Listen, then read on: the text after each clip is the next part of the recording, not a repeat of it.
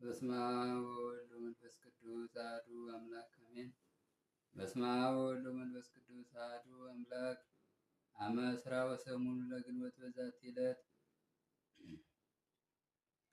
አንድ አምላክ በሚሆን በአብ በወልድ በመንፈስ ቅዱስም ግንቦት 28 በዚች ቀን አባ ኢየሩስና 45 ልጆቹ በሰማዕትነት ያረፉ።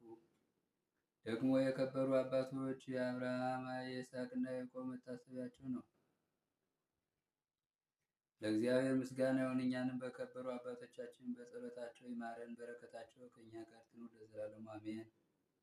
ሰላም እብል ጌርሎሳ ልሂቀ ወዘዚያው ደቂቀ በኩናተ ብእሲ አላዊ ማይረጊሁ ዘወድቀ ፈለሱ ቅዱሳን ብሔረ አጋቢ ስረውቀ ህስተ ቁርባን ገቢሮሙ ስንቀ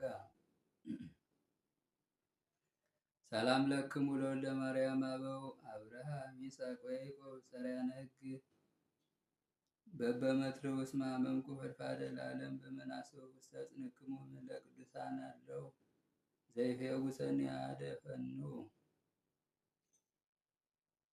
በዚችም ዕለት ከአባ ጳቁሚስ ገዳም አባ መርቆሬዎስ አረፈ። እንጦንዮስም እንዲህ አለ፣ ለእኔ ገዳም አለኝ፣ ይኸውም የወንድማችን የመርቆሬዎስ ዕረፍቱ ቀረበ እያሉ ወደ እኔ መነኮሳት የመጡበት ነው።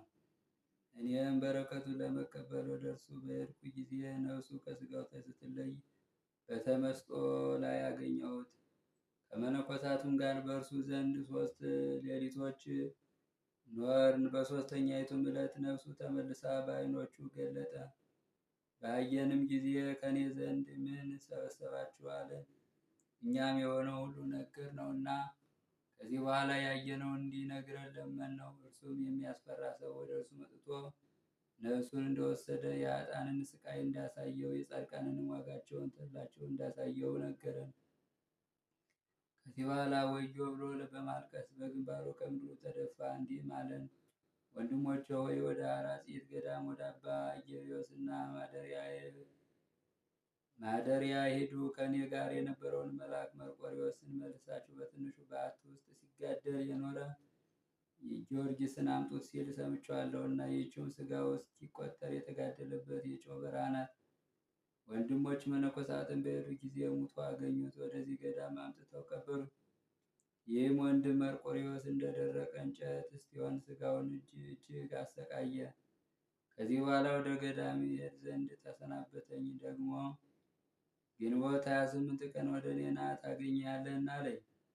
በቀጠረኝም ቀን ወደ እርሱ ሄጄ አገኘሁትና እኔ ወደ አባቶች እሄዳለሁና ወደ አንተም 3 አጋዘኖች ይመጣሉ፣ ሥጋዬም በጀርባቸው ላይ ይጫን። እነርሱም ወደ ቦታዬ በእግዚአብሔር ፈቃድ ይመራል። በዚያም የማደሪያ ውስጥ ድፈኑኝ አለ። እንደ ቃሉም ሆነለት። ከመቃብሩም ቁጥር የሌላቸው ድንቆች ተአምራት ተገለጡ። ለእግዚአብሔር ምስጋና ይሁን። እኛንም በጻድቁ መርቆሬዎስ ጸሎት ይማረን፣ በረከቱ ከእኛ ጋር ትኑር ለዘላለሙ አሜን። በዚህች ዕለት ተጋዳይ የሆነች ዓለምን ንቃ የተወች አባ ዳንኤል ስለ እርሷ እንደተናገረ የዓለምን ፍላጎት ድል የነሳች ቅድስት ዓመተ ክርስቶስ አረፈች። እንዲህም አለ። በበረሃ ሳለሁ በሌሊት ተነስቼ በጨረቃ ብርሃን ተጓዝኩ። በተራራ ላይ የተቀመጠ ሰውንም አየሁ። ጠጉሩን ሁለመናውን ሸፍኖታል። በልቤም ወደ እርሱ ሄጄ ይህ ምን እንደሆነ ለወቅ ብዬ ወደ እርሱ ሄድኩ። ባየችኝም ጊዜ ወደ ተሰነጠቀ ዓለት ውስጥ ገባች። ሰው እንደሆነ አውቄ እግዚአብሔር ሰው ሆይ ወደ እኔ ትመጣ ዘንድ በረከትን እንዲቀበል ማልዳለሁ አልሁ። እጅግም አብዝቼ ለመንኩ። ከዚህ በኋላ አባት ሆይ አልወጣምና ይቅርታ አድርግልኝ አለችኝ። ስለምን አልኋት። እኔ ሴት ነኝ ራቁቴን ስለሆንኩ አለችኝ። ይህን ሰምቼ የለበስኩትን አጽፍ ጣልሁላት። ለብሳም ወጣች። በአንድነትም ጸለይን። ከዚህ በኋላ እናቴ ወይ ከዓለም ወደዚህ ስለ መውጣትሽ ይህንንም የተሰነጠቀ ዓለት እንዴት እንዳገኘሽ ንገሪኝ አልኋት። እርሷም እንዲህ ብላ መለሰችልኝ። በወላጆቼ ቤት ድንግል ሁኜ በኢየሩሳሌም የምኖር ነኝ። ሁልጊዜ የሚጎበኘኝና ከእኔ ጋር የሚነጋገር አንድ መነኮስ ነበረ። ከጥቂትም ቀኖች በኋላ ወደ እርሱ ሄድኩ። በእግዚአብሔር ፊት ኃጢአቱን እየታመነ ሲያለቅስ አገኘሁት። ደጁንም በአንኳኳው ጊዜ አልከፈተልኝም። እየተጸጸተ ልቅሶን አበዛ እንጂ። በዚያን ጊዜ በልቤ እንዲህ አልሁ፣ እኔስ ስለ ጉስቁልናዬ ስለ ኀፍረቴ የማላለቅስና የማልጸጸት ለምንድን ነው? ወደ ማደሪያዬ ፈጥኜ ሄድሁ። ማቅ ለበስሁ፣ በዘንቢልም ሽንብራ በጽዋ ውሃን ያዝሁ። በክብር ባለቤት ጌታችን ኢየሱስ ክርስቶስ መቃብር ዘንድ እንዲህ ብዬ ጸለይሁ። አቤቱ ጽኑ ኃይል፣ ለዘላለሙ ድንቅ የሆንክ የጠፉትን የምታድን የወደቁትንም የምታነሳቸው፣ ወደ አንተ የሚጮኹትን የምትሰማቸው፣ የታመነችብህ ባሪያህን ታድናት ዘንድ ይቅርታህንና ምሕረትን ላክ። ከምግባር ድሃ የሆንኩ ባሪያህን ጎብኘኝ፣ ንስሐዬንም ተቀበል። ለረጅም ዘመን ስንቅ የሆነኝ ዘንድ ይህንን ሽምብራና ይህንን የጽዋ ውሃ ባርከው። ስለ ነፍሴ ድነት ያሰብኩትን እንዳላቃልል ለሆዴ ምግብ ስለሚያሻኝ። ከዚህ በኋላ ነፍሴን በእግዚአብሔር ላይ በመጣል ወጥቼ ወደ በረሃ ሄድኩ። እስከ ኤርትራ ባህርም ደረስኩ። ከዚያም ወደዚህ በረሃ መጥቼ ይህን የተሰነጠቀ ዓለት አገኘሁ። ይህም እግዚአብሔር ያዘጋጀልኝ መኖሪያዬ ነው አልሁ። እነሆ በዚህ በረሃ ውስጥ 38 ዓመት ሆነኝ፣ ያላንተ ሰው አላየሁም። ይህም የዘንቢል ሽምብራና የጽዋ ውሃ 38 ዓመት ከእሳቸው ስመገብ አልጎደለም። ልብሴ ግን አለቀ። ነገር ግን ይህ ቦታ ስለ ልብስ መከለያ ሆነኝ። የበጋ ፀሐይ ትኩሳትም አላስቸገረኝም። ቁር ቢሆንም በዕድሜ ዘመን ሁሉ አላስጨነቀኝም። ከዚህ በኋላም ከዘንቢል ካለው ሽምብራ እንድመገብ ማለደችኝ። ከሽምብራውም በላሁ፣ ከውሃውም ጠጣሁ፣ ግን አልጎደለም። እግዚአብሔርን አመሰገንኩት፣ ልብሴንም ልተውላት ወደድሁ። እርሷም ከዚህ የተሻለ አምጣልኝ ብላ ይህንን እምቢ አለችኝ። ከዚህ በኋላ ከእርሷ ዘንድ ሄድኩ። ወደ ገዳም ደርሼ ስለ እርሷ ለአበምኔቱ ነገርኩት። እርሱም ሁለት ልብስ ያለው ለሌለው አንዱን ይስጥ ብሎ ጮኸ። ፈቃደኞች የሆኑም አመጡለት። ያን ጊዜም ይዤ ሄድኩ። ለዓመተ ክርስቶስም ልሰጣት ብዙ ደከም።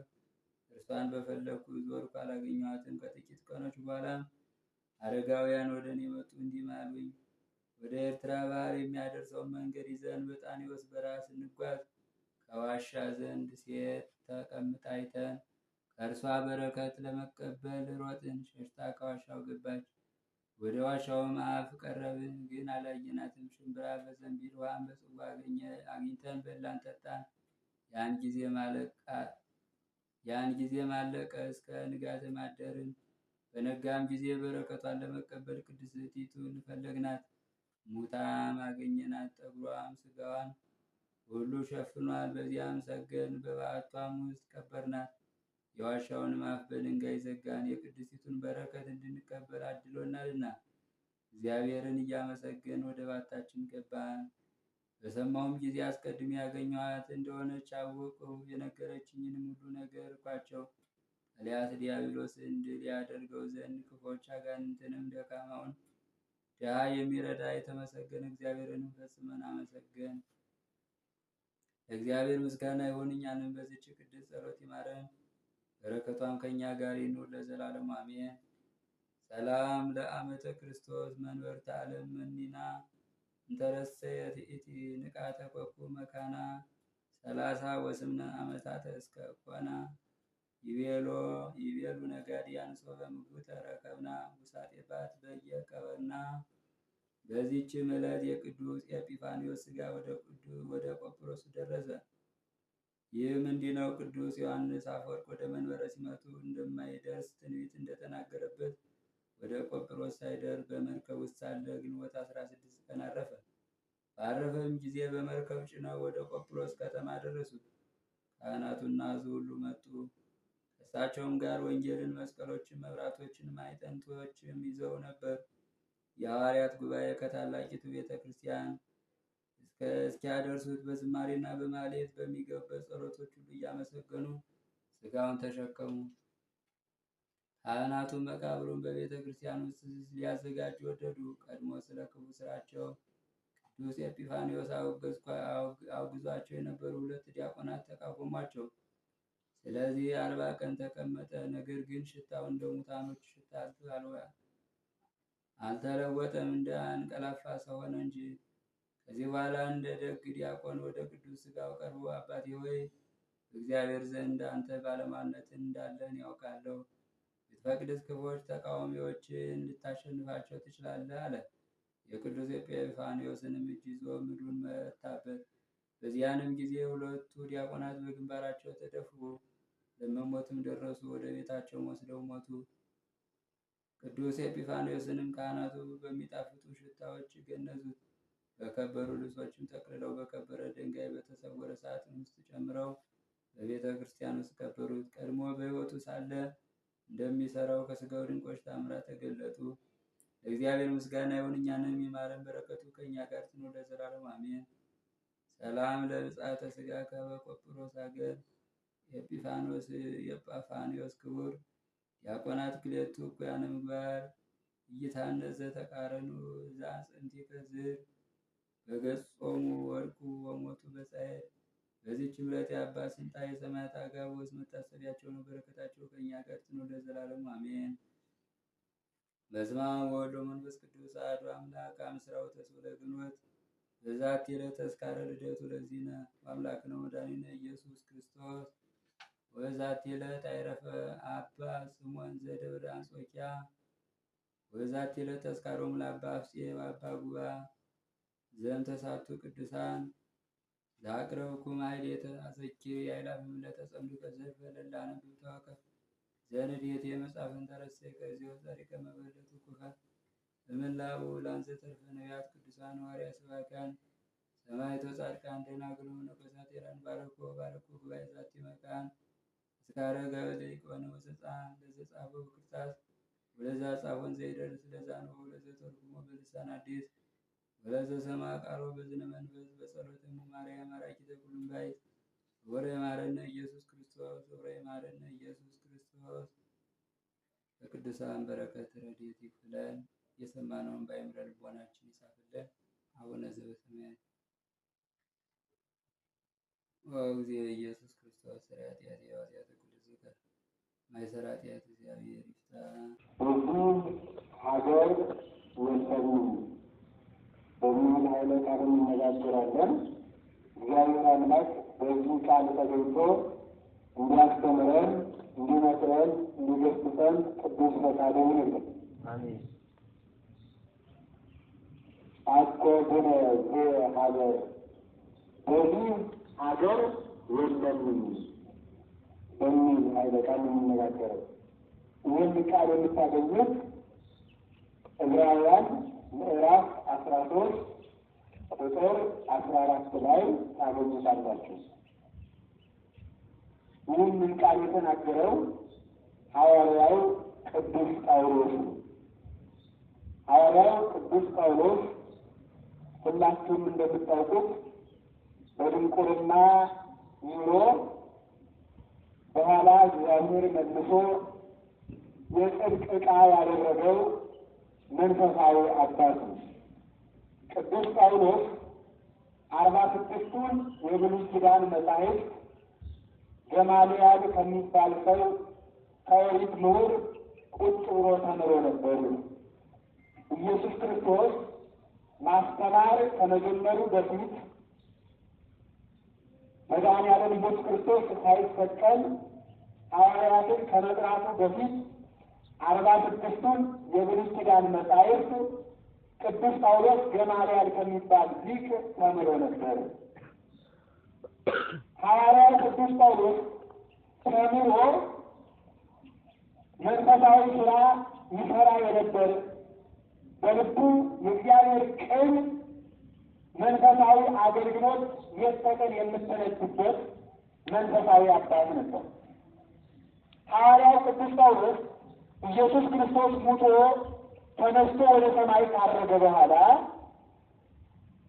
እጅግ ቤተ ክርስቲያንን ያሳደደ የቤተ ክርስቲያን ስቃይ ሆኖባት ነበር። የሚገርመው ግን ሐዋርያው ቅዱስ ጳውሎስ ተምሯል፣ ግን እያገለገልኩ እየመሰለው ቤተ ክርስቲያን ያሳድዳት ነበር። የሚገርማችሁ ነገር ሐዋርያው ቅዱስ ጳውሎስ ክርስቲያኖችን ይገድ፣ ክርስቲያኖችን ያሳድድ የነበረ ክፉ ስለሆነ አይደለም፣ እግዚአብሔርን እያገለገልኩ መስሎ ነው።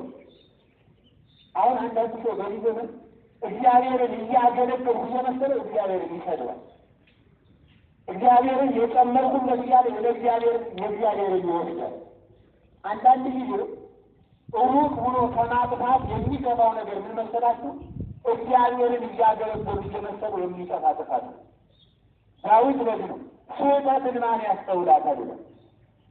ሰባኪ የሚያጠፋውን ጥፋት፣ ካህን የሚያጠፋውን ጥፋት፣ ዲያቆን የሚያጠፋውን ጥፋት፣ መነኩሴ የሚያጠፋውን ጥፋት፣ ዘማሪ የሚያጠፋውን ጥፋት ማንም ልብ አይለው። እያገለገል እየመሰለ ግን በጎን ይናዳል። ቅዱስ ጳውሎስ አገለገልኩ እየመሰለው ግን ቤተ ክርስቲያንን ያሳድዳል ነበር። እሱ ክርስቲያኖችን የሚያባርረው ለምን አስቦ ነው ሲባል አይ የእግዚአብሔርን ሕግ ሽረዋል፣ ኦሪትን ሽረዋል። ኦሪት ሰንበትን አክብር ስለምትል ሰንበትን ይሽራሉ። እንደገና ደግሞ ኢየሱስ የሚባለው ሰው ራሱን ከአምላክ ጋር ያስተካክላል። ስለዚህ የእሱ ተከታዮች ሁሉ እግዚአብሔርን ይሰድባሉ ብሎ እግዚአብሔርን እያገለገሉ እየመሰለው ክርስቲያኖችን ይገልጽ ነበር። ጌታ ምን ብሎ ተናግሯል መሰላችሁ? ክርስቲያኖች በመጨረሻው ሰዓት ይላል እናንተን የሚገል ሁሉ ለእግዚአብሔር መስዋዕት የሚያቀርብ የሚመስልበት ዘመን ይመጣል። እናንተን የሚገል ሁሉ ለእግዚአብሔር መስዋዕት የሚያቀርብ የሚመስልበት ዘመን ይመጣል። አንዳንድ ሰው ጽድቅ እየሰራ ሕፃናት በልዩ ራቆቱ ላይ ሕፃናትን ቀጥ ያደርጋቸዋል በጽናት። አሁን ለምንድን ነው አስተሯሯጥ ይሄ መላእክት የሚነጠፉበት ነው እያለ ግን ሕፃናትን እየገለገሉ አገልግሎቱ ሰውን እየጣሉ እግዚአብሔር ማስደሰት ነው። እየሰረቁ ማስደሰት የለም። እያምኑ እግዚአብሔር አይደሰትም። እያምኑ ያገለግሉ። ስለዚህ ሩቅ ሁነው ከቤተ ክርስቲያን ርቀው ይህ ኃጢአተኛ ነኝ እያሉ ከቤተ ክርስቲያን እንዳይገቡ እየፈሩ እኔ ጎስቋላ ሰው ነኝ ከእግዚአብሔር ቅዱስ ስፍራ እንዴት ብዬ እገባለሁ እያሉ ውስጥ እንኳን እንዳይገቡ እየተንቀጠቀጡ ከርቀት ዛፉ ላይ ተሳልመው ከሚመለሱት ኃጢአተኞች ይልቅ ውስጥ ሆኖ ድፍረትን የሚሰራ ሰው በእግዚአብሔር የተናቀ ነው። ስለዚህ ቅዱስ ጳውሎስ አገለገሉ እየመሰለው ያጠፋል። ግን ቅዱስ ጳውሎስ የሚያጠፋው ከቅን ልቡና ስለነበረ አውቆ ስላልሆነ ወይም በጥንቃቄ ሁለት ወይም ንዝህላል ሆኖ ወይም ምን አገባኝ ብሎ በግዴለሽነት ወይም ገባር ሆኖ ሳይሆን ለእግዚአብሔር ቅናተኛ ሆኖ ቀና ልቡና ስለነበረ እግዚአብሔር አልተቆጣበትም። እግዚአብሔር ወገኖች ዋናው በምናጠፋው ጥፋት አይቆጣበትም። ለዘላለም ቤት ተቀድ የሚቆጣ በሆነ ባልሆነ እንዲህ ባደረግን ቁጥር ፊቱን ዞር የሚያደርግ አመላጤ ነው። ብናጠፋ እንኳን እየተከተለ በሄድንበት የሚሄድ በወጣንበት የሚወጣ በወረድንበት የሚወርድ አምላክ ነው። ብናጉረመርምም እሱ ግን አይተውም። የማይተውን አምላክ ነው። ምስጋና ያለው በዘላለም የማይተው አምላክ ነው። አሁን ያሳድድ ሲሆን እግዚአብሔር መብረቅ አለሰው ደማስቆ ከተማ ሲደርስ ደማስቆ ማለት ምን ማለት መስላችሁ? የጥንት በደመ ሰብ ማለት ነው። ደማስቆ ማለት በሰው ደም የታጠበች ከተማ ማለት ነው። በእንግሊዝኛው ምን ማለት ነው? ብለዲ ማለት ነው። በደም የታለለ በደም የተቀየች ከተማ ማለት ነው። ጣዖት እያመለከች ክርስቲያኖችን እያረደች የክርስቲያን ደም የጠገበች ከተማ ነው። ዛሬ ከተማችን ብታዋት በደም ተከታለች። በደም ባለት፣ በዝሙት፣ በዘፈን፣ በዝላይ ቤቱ ሁሉ ተከፍቶ ቢታይ ለእግዚአብሔር የሚያስጠይቅ ጉድን የተሞላች ነው። ቅዱስ ጳውሎስ እንደዚህ ነበር። በእውነት አለ ጻድቅ መስለው ቤታቸውን ዘግተው የሚሰሩት ክፋት ሊነግሩት የሚያሳፍር ነው። እች ከተማ ቤቷን አድርቃ ቀለሟን ቀብታ ሲሚንቶዋን ወሩራ ውስጥ የተሞላችን ጉድ የሚያሳዝኑ እሷ ብቻ ሳይሆን እኛ ውስጥ ያለብን ጉድ በጣም ብዙ ነው። ያ ጉዳችን ተመልሶ ደግሞ እረፍት ይነሳል። እየበላንም እንጨነቃለን፣ እየተዝናናንም እንጨነቃለን፣ ሰርግ ተጠርተንም እንጨነቃለን፣ መንገድ እየሄድንም እንጨነቃለን፣ ለምሰንም እንጨነቃለን፣ ጠጥተንም እንጨነቃለን፣ ተጋብቶም ይጨነቃል፣ ሰው ስልጣን ተሰጥቶት ይጨነቃል፣ አጊጦም ይጨነቃል፣ የትም ቦታ ሂዶ ይጨነቃል። ለምን ይጨነቃል? ጉድ አለ እርሱ የሆነ ክፋት አንድ ወቅት የወደቀባት ውድቀት ስላለችው ያችን ሸነቆዋለች ነው ያቺ እረፍት ትልሳለች እና በደም የጠቀየች ከተማ ማለት ነው ደማስቆ ማለት ነው። እግዚአብሔር በዛች ደማስቆ ከምትባል ቦታ በደም ከፈከረችው ቦታ ጳውሎስን ጠራው። እግዚአብሔር በደም ከፈከረችው ከተማ ነው እኛን የጠራው። ከተማ ብታያት ውስጥ ላይ ብትመለከት ውስጧ ለአፍንጫ የሚያስፈልግ ለአፍም የማይጥም ለጆሮም ጆሮ ጭው የሚያደርግ ክፋት የሚሰራባት ከተማ ነው። ከዚያ እግዚአብሔር ደማስቆ ሲደርስ መብረቅ ከሰማይ ጣለና ጳውሎስን መታው። ጳውሎስ ተምዘግዝጎ ወደቀ። ተምዘግዝጎ የወደቀው ሲወድቅ ጳውሎስ ለምን ታሳድደኛለህ ሲል አንተ የማሳድደው እኔ ማን ነኝ አለ። ልብ በሉ ጌታ ሊያነሳ ሲል ይጥላል። ይህን ብላችሁ ያዙ። መድኃኒዓለም ኢየሱስ ክርስቶስ ሊያነሳ ሲፈልግ መጀመሪያ ይጥላል፣ ሳይጥል አያነሳም። ጳውሎስን ያነሳው መጀመሪያ ጥሎ ነው። ብዙ አባቶችን ያዕቆብን እግዚአብሔር ለክብር የጠራው ስራው ሃይማኖት ለመሆን ያበቃው መጀመሪያ ተሰዶ፣ ቅዱስ ጊዮርጊስ የሰማዕታት አለቃ ለመሆን የበቃው መጀመሪያ ስጋውን በሽንኩርት ተልጦ። እግዚአብሔር ሊያነሳ ሲል ይጥላል። ልብ ብላችሁ ያዙ። የሆነ ውድቀት በገጠማችሁ ሰዓት እግዚአብሔር በዚያ ውድቀት ውስጥ ሊያሻገራችሁ ፈልጓል ማለት ነው እንጂ ጥሏችሁ ይችላል። ምን ጊዜም ተኝታችሁ ተነስታችሁ በመከራም ውስጥ ሆናችሁ በሆነ ችግር በገጠማችሁ ሰዓት እግዚአብሔር ሊያነሳችሁ ምን ይላረኳችሁ? ይጥላል። መጀመሪያ ጥሎ ያነሳል። ገበሬ ፍሬ ሊያፍስ ሲፈልግ ዘሩን ይጥለዋል ወይስ ምን ያደርገዋል? መጀመሪያ ፍሬን እርሻው ላይ ጥሎ ነው ዘር የሚያነሳ ነው ወደ ዘሩ ይጥላል። መጀመሪያ ዘሩ ሲጥለው ፍሬ ያሳል። እግዚአብሔር እኛን በመከራ ግማሾቻችን በበሽታ ይጥለናል፣ ግማሾቻችን ደግሞ በምን ይጥለናል መሰላችሁ? ውጤታችን እንዲቀር ያደርጋል። ግማሾቻችን ከስራ እንድንባረር ያደርጋል። ግማሹ ደግሞ በትዳር እንዲጣላ ተጣልቶ የትዳር አጋር ሲያጣ ጌታ ወይ እንደምሆን አድርገን እዚያነት ሊመጣ ያደርገዋል። እግዚአብሔር ሊያነሳ ሲል ይጥላል። አንድ ጊዜ ቅዱስ ኤጲፋንዮስ አንድ አህያ ብቻ ነበሩ። አባቱ ሲሞት አንድ አህያ ጥሎለት ነው። እግዚአብሔርን ግን አያውቅም የአረማዊ ልጅ እና እግዚአብሔር ኤጲፋንዮስ ቅን ልቡና ስላለው ሊጠራው ፈለገ። እግዚአብሔር ሊጠራው ቢፈልግ የሚቀምጡ ናት። እህትም አለችው፣ እናቱም አለች። አባቱ ጥሎት ሙቷል። ምን ይሁን ልጄ ይህን አህያ ወስደህ ሽጠውን አለች። አህያውን ሊሸጥ ሂዶ አህያውን ሸጠና ሸሚቶ የሚወባት ያመጣል። እግዚአብሔር ግን ይህንን ኤጲፋንዮስ የሚባል የአረማዊ ልጅ አባቱ ክፉ ቢሆንም እናቱ ምሕረት የሌላት ብትሆንም ሊጠራው ፈለገ። ይህን ጊዜ አህያውን ሌላ ጻድቅ መነኩሴ እንዲገዛው አደረገ ነው። የሚገርሙ ያን አህያ ገዛውና ያ ጻድቅ ሰው ኤጲፋንዮስ አህያውን ሸኝቼ ሽጦ ሲያበቃ እየነዳው ሸኝ ብሎ ከተጅሽን አህያው ምን ሽጦ ሲያበቃ ነው? አህያው እንዴት ያለ ነው? ጥሩ አህያ ነው ሲሉ ሰው ተመልከተው። ጉልበቱም እንዲህ ያለ ነው፣ ጆሮውም እንዲህ ያለ ነው እያለ እያገላበጠ ሊያሳይ በፊት በኋላ ሊሰው ጎሻጥን ነገታቁታላችሁ ሆድቃውን ብሎ ስርት አደረገ። ወደቀ። እንኳን ጥሬውን ወደ እናት ሊመጣ ወደቀ። የዛሬ ጊዜ ምን ነግሬሻለሁ? ወደ እግዚአብሔር እንዳይሄድ ያይን አያውቅም። ያ ጻድቅ አባት ይገርማችኋል፣ በጌታዬ በኢየሱስ ክርስቶስ ስም እንድትነሳ አዝዣለሁ ብሎ ከሞት አስነሳው። አህያው አፈርሶ የገደለው ሰው ከሞት ካስነሳ በኋላ አንድ አህያ ለሰው አገልጋይ ሆነ ተፈጥረህ ሰውን ደብድ መገዳልና እንድትሞት አዝዣለሁ። አህያው ሞተ። መለሰና ደግሞ አህያውን አስነሳ ብሎ አለቀሰበት። አህያውን አስነሳው። አህያውን ቆይ ይህ ሁሉ ነገር የምታደርግ በምን አይነት ነው? ኢየሱስ ክርስቶስ የሚባል ሰማይና ምድር የፈጠረ አምላክ አለ ነው። እንዲህ ሆዴ ከፈረጠ በኋላ አህያ በርግጫ ከመጣኝ በኋላ የሚያስነሳ አምላክ አለ። ሳላውቀው እንዲያደረግን አውቄ ብትከተለውማ ምን እንዴት ያደረግልኝ ይሆን አለና አህያውን ጥሎት ያልመነኩሴ ትቶ ተከትሎ ገዳም ገባው። ኤጲፋንዮስ እንዲህ ገዳም ተከትሎ ከገባ በኋላ በምንኩስናው ሲኖር ብድግ አድርጎ እግዚአብሔር ለቅስና ሊመርጠው ፈለገ።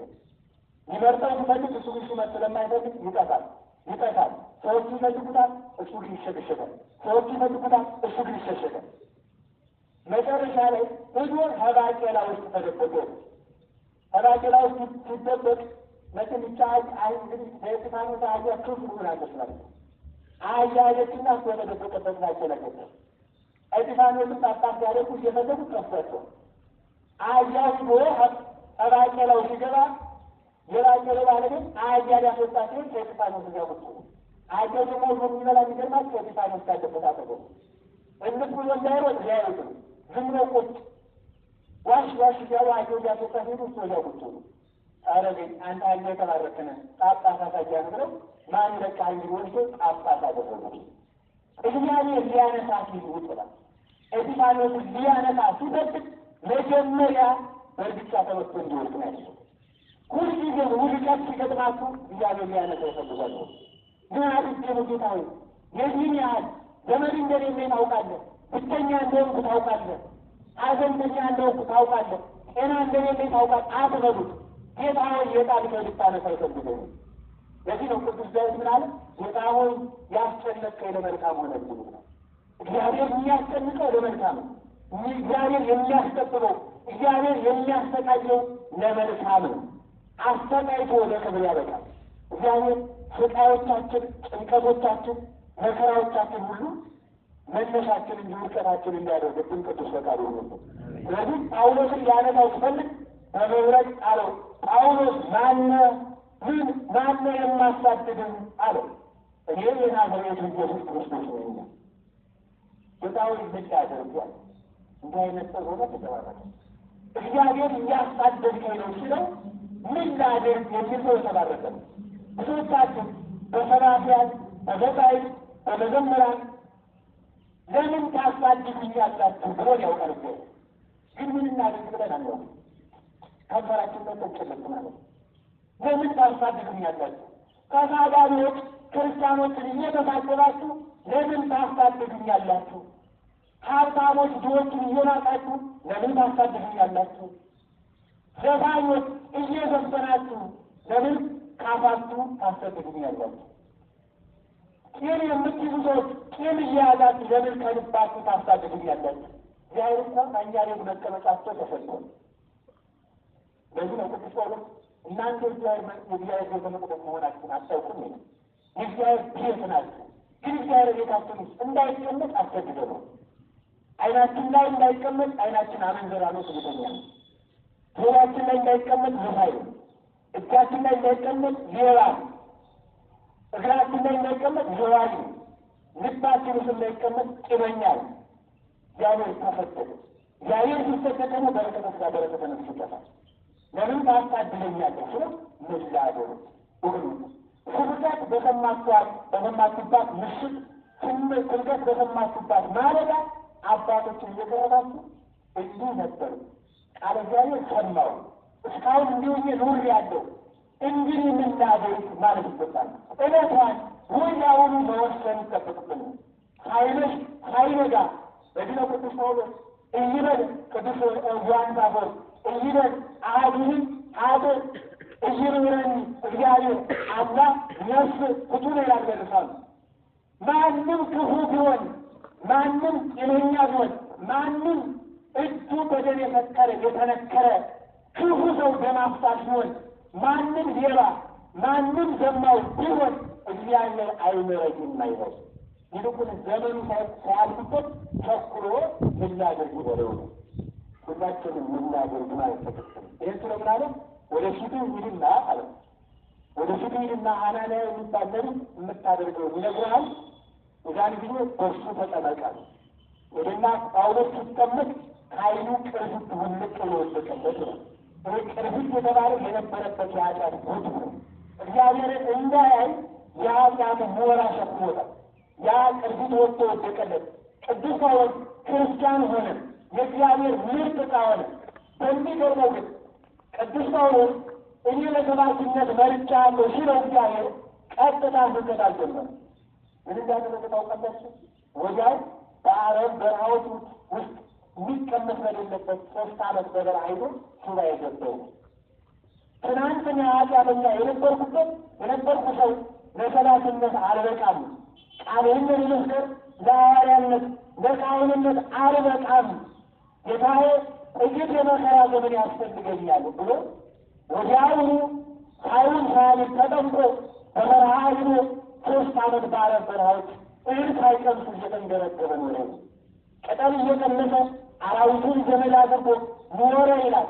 ተጠምቆ ሳይውል ሳያድር የምናኔውን ዓለም ተያያዘው።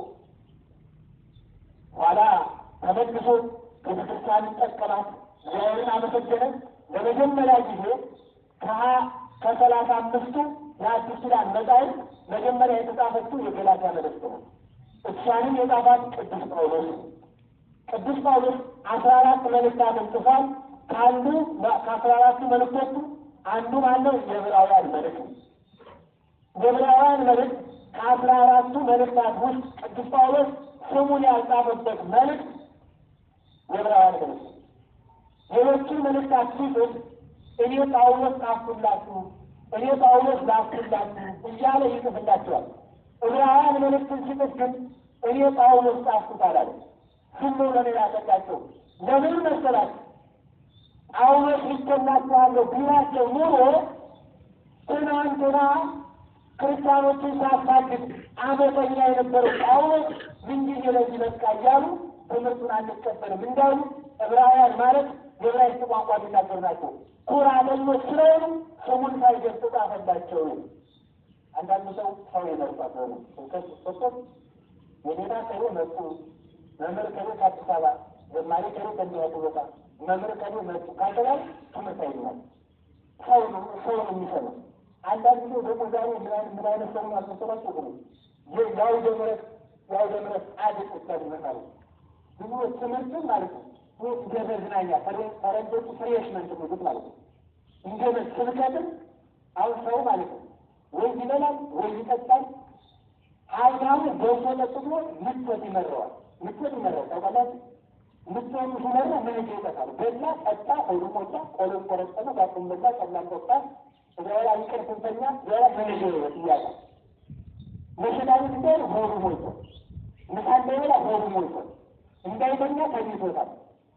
ቤቱ መጃሰታ ጎለድ ሲጋሩ የተሰው ካለ ደግሞ አጥንቱ አይብሮ ሲዝግበት አልወደ ደግሞ ሳይበት እንደዚህ ሳይጣጣ ካንዲ ጭው የምትባላል ነው ወይም የሚከብስበት ያለ እንደዚህ ጎለድ ሲጋሩ የተሰው አባላ ደግሞ ሳይጠቅበት ነው በቃ ዲዮናል አይደል እንደዚህ ማለት ነው። እንደ ህፃናት እንዳልሆነታ አንዳንዳባቶች ህፃናት ለምን በቃኝ አይሉም። ለምን እንደ መዝናኛ ነው የሚሆኑ። ሆዳቸው መሙላትንም አያውቁትም። በቃ ካልተባሉ ዝም ብለው አፋቸውን መልስ ሲነካው እንደዚህ ይሆናል አይደል? እንደ መለከት ያዘው ታቁበት ደስ ይላል። እንደዚህ አፋቸውን ሲነካው ደስ ይላቸዋል። ስለዚህ ብለው ይበላሉ። እየበሉ እያለ ደስ ይላቸዋል። መብሉ ሲለቃቸው ደግሞ ይወጡት ያለቅሳሉ። ሳይኮሎጂ ይላል። ሳይኮሎጂ የተማራችሁ ካላችሁ ነው ይላል። ህፃናት ጡት ሲጠቡ ጡቱ ላይ ጡት የመፈለግ ጉንጀታ ወይ ፍትወት የሚባል አለባቸው። ስለዚህ ያኔ ጡቱን ሲጠቡ በቃ እንደሚታሰጥበት ይቆጥሯቸው ደስ ይላቸዋልና ሲለቁት ግን መልሰው ልብሳቸውን ይቀጥላሉ። ለአንዳንድ ሰው የአውደ ምሕረት ጻድቅ አውደ ምሕረት ሲመጣ ደስ እንደሱ ተምሮ ትምህርት እንግዲህ ይሄዳል። ማለት ምን አንጠለጠልኩ ምን ተቀየርኩ አይልም። ሁሉ ወዲህ አልሽቶ ነገም ደግሞ መጥቶ መማር እንዲሁም ይገርማችኋል ማለት ነው። አሁን ኃጢአት አልሰራ ያልነው በጎ ሰዎች ስለሆኑ ይመለሳሉ። ለምን መሰላችሁ?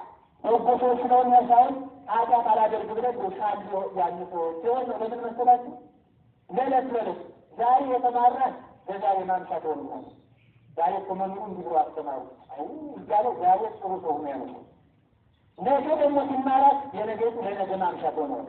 ከነገ ወዲያ ሲማር ለነገ ከጸሎት የማይሰበክበት አውደ ምሕረት ከሌለበት ቦታ ሲሆን አንደኛ ጻድቅ የነበረው ወዲያ አንደኛ ሀሰብ ነው ቁጭ ነው። ለምን የዕለት እየታቀቀችበት ነው እንጂ ማንም ሰው ብቻውን ሶስት ጻድቅ የሚሆን ከዚያ ያልክለት ከቃል እግዚአብሔር ሲመለስ ተመልሶ ወደ ነበረበት ነው የሚመለስ። ጳውሎስ ሄዶ 3 ዓመት በጃበራ ተቃጥሎ መጥቶ ሰበከ። ቤተክርስቲያኑ እስከ 3ኛው ሰማይ እስከመነጠቅ ደርሶ ለቅድስና በቅቶ እመቤታችንን በአካል ተገልጻ እስከ ማነጋገር ደርሳ ነበር። በአካል ቅዱስ ጳውሎስን ከገዛበት ዋሻገር እስከ ማነጋገር ደርሶ ነበሩ እና የዕብራውያን መልእክትን ስነ መለኮትን አምቆ የያዘ ስለ ክርስቶስ አምላክነት የያዘ መጽሐፍ ነው። ቅዱስ ጳውሎስ ከተናገራቸው ትምህርቶች ዛሬ የምንነጋገርበት ምን ነው? ምን ይመስላችኋል? አሰማችሁ? ምን ይላል? እርሱም ተናገሩ። ምን ይላል? ወጣት ወንዶች አትናገሩ፣ ተቆጣችሁ ነው። ምንድነው የሚደርሳችሁ? በዚህ ምን የለንም ሀገር የለንም። ቅዱስ ጳውሎስ አጻፋቸው ከመልእክታቱ በዕብራውያን መልእክቱ ወደ ያስተላልፍ የፈለገው ነገር ስለምናኔ ወጥ ያስተምር። በዚህ ሀገር የለንም የለንም ይዛ አየው እንደዚህ እንደምጠውት ቆይንኮ ለክርስቶስ ይላል። ክርስቶስ ይላል ከተማይቱን ሊቀድሳት ፈልጎ ከተማዎቹ ተፈቀረ ይላል። ተመልከቱ፣ ክርስቶስ ከተማይቱን ሊቀድሳት ፈልጎ ከተማዎቹ ተፈቀረ ይላል። ኢየሱስ ክርስቶስ የተፈቀረው ከተማዎቹ። ስለዚህ አለ ክርስቶስ ከተማ ንቆ ከተማዎቹ ተፈቅሯል አለ ቅዱስ ጳውሎስ። እኛም በዚህ ሀገር የለንም፣ በዚህ ምድር ሀገር የለንም፣ በዚህ ምድር ኑሮ የለንም። ሀብታችንን ትተነው እንሄዳለን፣ መልካችንን ይጠወልጋል፣ ደሞዛችንን ይቀራል፣ ስልጣናችንን ይሻራል፣ እውቀታችንን ይጠፋል፣ እንደነቁራለን፣ ረጅምነታችን ይጎብጣል፣ ኃያልነታችን ይደክማል፣ ጤነኛነታችን ይታመማል። በዚህ ከተማ የለንና በዚህ ሀገር የለንም፣ በዚህ ጥግ የለንም። ይቻለን አታስጠጋንም። ተሹመን ካለን ብታስጠጋን ስንሻራውን ተጥለናለች። ጤና ካለን ብታስጠጋን ስንታመም ታወጣናለች። ስናገኝ ብታስጠጋን ስናጣ ትጥለናለች። መልከኛ ካለን ብታስጠጋን ስንተወልድ ትጥለናለች። ወጣት ካለን ብታስጠጋን ስናረግ ትጥለናለች። ስለዚህ በዚህ ሀገር የለንና በዚህ ምንም ሀገር የለንም። ስለዚህ ንውጣ አብየው እንግዲህ ከዚህ ከተማ እንውጣ። ይህች ከተማ ይቺ የገመተች ከተማ ሀገራችን አይደለችም። እንደምጸውት ይቶ የእሱን መከራ የእሱን ስቃይ ተሸክመን መስቀሉን ተሸክመን ከከተማው እንውጣ። ከተማው እንውጣና እሱ ወዳለበት እንውጣ። ክርስቶስ ያለው በተናቁ ቦታዎች ነው። ክርስቶስ በበረሃዎች ውስጥ ነው ያለው። ክርስቶስ በገደሉ በዋሻው ውስጥ ነው ያለው። ክርስቶስ በአመት ቦታዎች ያለመጠን በሚበላበት፣ ያለመጠን በሚተኛበት፣ ያለመጠን በሚዘፈንበት፣ ክፋት በሚጎለጎልባት ከተማ እግዚአብሔር ይወጣል። ስለዚህ ከዚህ ከተማ ይህ ከተማ ሀገራችን አይደለንም፣ አይደለችም፣ ጥጋችን አይደለም፣ አታዋጣንም። ከዚህ ከተማ እንውጣ። በዚህ ሀገር የለንም። ሌሎችም እንኳን ከእኛ በፊት የነበሩት አባቶች ይቺ ከተማ ስላልሆነች፣ ይቺ ሀገራቸው ስላልሆነች ከተማይቱን ጥለዋት ወጥተዋል። ዓለም በነገራችን ላይ ለዝናብ ዛሬ በዛሬው ዕለት ከቅዱሳን አባቶች አንዱ ይከበራል። አንዱ እረፍት ነው። የያዕቆብ ልጅ የዮሴፍ እረፍት ነው። ዛሬ ሰኔ 1 ቀን የዮሴፍ የእረፍት በዓሉ መታሰቡ ነው። አባታችን ዮሴፍ የመናንያን ምሳሌ ነው። ዮሴፍ አባቱ የሚወደው ልጅ ነው። አባቱ ያዕቆብ የሚወደው ልጅ ነው። አባቱን ከማፍቀሩ የተነሳ ጥሩ ልብስ ይገዛለታል። አባቱን ያፈቅረዋል። አባቱንም ያገለግላል። ያለ ጉርምንታን ይታዘዛል። እግዚአብሔር ለአባቱ ስለታዘዘ ይወደው ነበር። እግዚአብሔር ስለሚወደው ሞገስና ክብርን ይሰጠው ነበር። እንደው በእውነቱ 10 ህልም አይቶ አባቱ ወንድሞቼ ነዶች ተሰብስበው የይነዶ ከመሃል ሆና ወንድሞቼ ነዶች ለሚለብስ ነዶች ይሰግዳሉ ብሎ ህልሙን ላባቱ ነበረ። የወንድሞቼ እንዳትናገር ይገባል። እሱ ግን ተናገረ። የልጅ ነገር አላስበው። አንዳንዱ ሰው ስራ ይገባል። በቅድሳቸው ናዶ በተለያዩ ገዳም ስራ ይገባል። ህልም ሲያያችን እየሮጠው ነው ለመናገር ችኮላው በቃ ወዲያው ሰይጣናችን ነጥቆ ይወስድበታል። የውሸት ህልምም አለ በእውነቱ ማለት ነው። በረብን ለመጠጥ የሚመጣ ህልም አለ፣ በሰይጣን የሚመጣ ህልም አለ፣ በመንፈስ ቅዱስ የሚመጣ ህልም አለ። አንድ ህልም የሚባለው ቢያንስ 3 ጊዜ ሲታይ ነው ደግሞ ሲታይ አባቶች የሚያስተምሩት ነው። ህልም ለሰው አይነገርም። ህልም የሚነገረው ለንስሐ አባት ብቻ፣ ለመምህረ ንስሐ ብቻ ይነገራል። እናት ትናገራል። የሚገርማችሁ ነገር ጸሎተኛ ሆናችሁ የሌሊት ጸሎት አስለምዳችሁ እግዚአብሔር እንኳን ድንቅ ነገር ቢገልጽላችሁ ያችን ህልም ለሰው ከነገራችኋት እዚያ በኋላ ይዘጋባቸው አይነግራችሁ ጭጭ አድርገዋል። ለምን አባካኞች ሆናችሁ ማለት ነው። አባካኞች ሆኑ ያዕቆብ የወንድሞቼ ነዶ ሰገዱልኝ ሲል ኧረ እያልን ሰግድልህ ነዋ ታዲያ ብለው ተናደው ነበር ይላል። እና ወንድሞቹ ከብት ከሚጠብቅበት ስንቅ አቀብሉ አባቱ ሲነግረው ምስጢር ስላለው ነው። ታሪኩን ታውቁታላችሁ። ሲነግረው ሲፈት እነሱ ከብት ሊጠብቁ እንደሄዱ አባቱ ስንቅ አቀብል ብሎ ላከው ነው። ስንቅ ሊያቀብላቸው ሲሄድ እነሱ ግን ነገር ይወረጉሙ ነበር። እሱ ፍቅር ይነግበታል፣ እነሱ ቁጣ ይቀጣጠላባቸው። ዮሴፍ የሚያስበው በዚህ ነበሩ። ወንድሞችን አላያችሁም? በዚህ ነበሩ።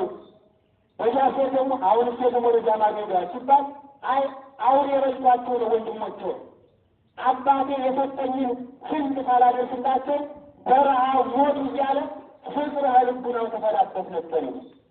እነሱ ደግሞ ነገር ይፈላባቸው ነበር። ነገር እየፈላባቸው እስከ መቼ መጥቶ እስከ መቼ ገድለ ነው የእሱ ሴኛ ጌታ ሆኖ ሊኖር እያሉ ከእነሱ ወድ ነገር ይፈላል። ከሱ ወድ ውስጥ ግን ፍቅር ይፈላል። እኛ አብዛኞቻችን አብዛኛው ሰው ለእኛ ፍቅር በፍቅር እየፈላ እያሰበልን እኛ ደግሞ ስለዚያ ሰው ክፋት እናቸው። አንዳንዱ ልቦናችን ምን እንደሚሰማ ወገኖች የድህነት መጨረሻው የድንቁርና መጨረሻው የውድቀት መጨረሻው ምን እንደሆነ ታውቃላችሁ? የህሊና ነው ጨለሙ። ህሊና የጨለመበት ሰው ትልቅ ሰው እየተስገኝ ክፉ ህሊና አዛብን የሚያመነጭ ይህ ተቀን ቆሙ እግዚአብሔር ይባል አለ ያልበስና በሰቆ ከጎንናቸው ተቀመጣችበት ማረጋገጣችሁ ምን ማረጋ አሁን እግዚአብሔር ተወለደ ማርያም ምትባል ወለደ ምን ጎን ማረጋገጣችሁ አሁን ወንድማችን ሲናር በዚያ ዘመን ፎቶግራፍ ካሜራ ማን አነሳ? እንዲህ አይነት ሁሉ ያለ ሆነ ጥርቅምቅም እያሰበ ታቆፍን ይረግናል። እንዲህ አይነት ችግር ለምንድን መንግስት ተሰናት የምትባል አለች ማን አይቷል? ውሸት ኖራት እውነት ነው። እንዲህ ያ የሚያቆፍር ማለት ነው። ትናንት ገሩ በናይነሳይ ነው ሄደው ልዩ ነው ቪዲዮች ተሰቅበለዋል። አንድ ቀን እንዲባርጉ ጽምዶብኛል ክፋት የሚያመለክ ህሊና ማለት ይሄ ህሊና ያልታደለ ህሊና ምንም በሩት ምን ለጭንቀት የሚዳርጋት የፍቅር የሚያንፈለስለን ምን መሰላችሁ ወገኖች?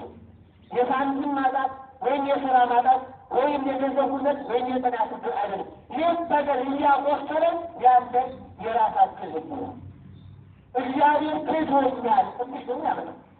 አሁን ይህ ነገር እንዲሁ የባህጋት የገማው ሰው እንዴት ይቀበለኝ? ያሰው ክፋት የሚያመለክ የስተቀል የሚያመለክ ስቃይን የሚያመለክ ህሊና እግዚአብሔር በእውነቱ ንጹህ ህሊና ይስጠረው። ንጹህ ህሊና ካሉላችሁ በሰላም ትኖራላችሁ። የውስጥ ሰላም አብዛኛው ሰው ወዳጅ ሰላም ነው። አይኑ ሰላም ነው፣ ጆሮው ሰላም ነው፣ አፍንጫው ሰላም ነው፣ ጉንጩም ሰላም ነው። ተነስቷል እየወጣ ማለት ነው። እግሩም ሰላም ነው፣ ትክሻውም ሰላም ነው። ተንደርጎ ልቡ ግን ሰላም አይደለም። ውስጡ ሲደማ ያድራል፣ ሲደማ ይውላል። ትካዜ ከጓደኞቹ ጋር እየተጫወተው ውስጡ ግን ይተክዛል። እየበላ ይተክዛል፣ ይተክዛል። ብቻውን ሲሄድ እየቆዘመ ይሄዳል። አንገቱን ደፍቷል። ዓለም አሁን አለ እንዳይመስላችሁ ውስጡ ተበልቷል። ቀርበው ለምን መሰላችሁ? የተተከልነው ላናፈራ ነው። ቅጠል ብቻ ስለሆነ ከውስጥ ፍሬ ስለሌለበት ከላይ ከላይ ብቻ እየታየ እንደ በሆነ ነገሮች ፍሬ ላናፈራ መተከላችን ጥቅማል። አንድ ልጅ ነበር ይላሉና የቆሎ ተማሪ ታውቃላችሁ? የአስኳላው ተማሪ የዳቦ ተማሪ ነው ነበር።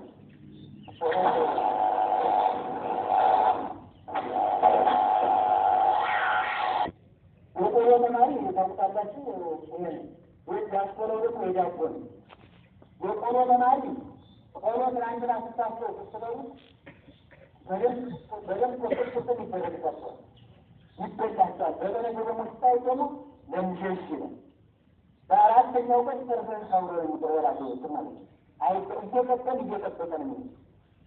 ዳቦ ደግሞ በበነገ ስታዩ እንደ መሻግ ዛሃ አይንገ በሶስተኛው ግን ደግሞ ጸጉር የሚመስሉ ያረቅናቸው ዳም ተበላሽቶ ማለት ነው። ያስበላ ተማሪ እያወቀ ሲሄድ እየተበላሸ ነው።